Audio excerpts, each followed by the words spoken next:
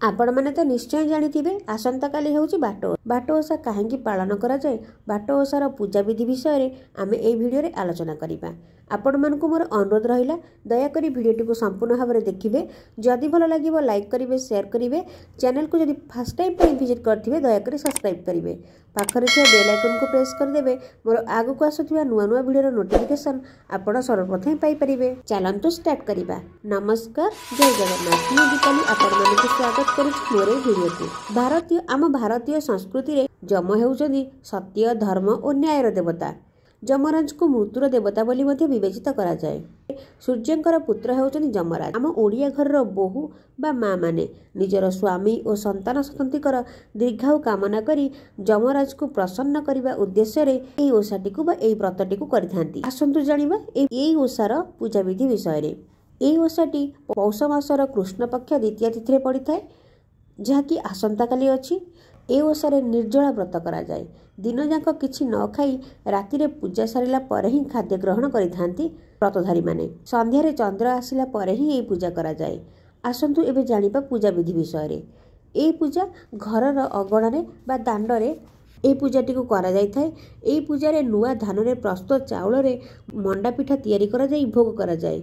ए पूजा रे नड़िया भोग लागि न थाए, तेणु नड़िया पूरा मध्य दिया जाय न थाए। जो माने ए व्रत करिथांती से माने समस्ते एकाठी होई दांडरे गोटिए जगार ए पूजा करिथांती। दांडरे उपयुक्त स्थान देखि से स्थानटी को गोबर रे भल भाव रे लिपि कोठी प्रस्तुत करा जाए। कोठी रे सिंदूर हलदी और मुरुज पकई दिया जाए। ए कोठी पाखरे गोटे कलश मध्य स्थापन करा जाए। कोठी रे फूल आ कलश रे फूल मध्य अर्पण करा जाय थाए। व्रतधारी माने गोटे गुआ कजलपाती और सिंदूर मध्य घरु आनी से कोठी पाखरे रखिथांती। सेठारे मूला आखु कदली की मध्य आनी रखिबे। भोग सामग्री रे सीझा मंडा छणा मंडा फलमूल और राशि लड्डू मध्य भोग करि परिबे। स्थान रे गोटे वज्रमूली गछ किंबा डाल को मध्य हळदी पानी रे धोईकी आनिकी कोठी पाखरे रखिबे। पूजा स्थान रे रखिबे। दीप और धूप लगेइबे। झुणा मध्य देबे। तापरे बाट ओषा बही पढ़िबे। तापरे भोग लागि कराइबे। भोग लागि परे समस्त व्रतधारी माने से वज्रमूलीर डाल किंबा गछ को धरी पूजा स्थान चारिपट को 7 थर बेले वज्रमूली जो धूली लगी से धूली को नहीं से धूली रे निजर संतान सतंतीकर मुंडरे झाड़ी दियंती। मान्यता अच्छी कि से झाड़िया द्वारा निजर पिला माने निरोग और दीर्घायु हुअंती।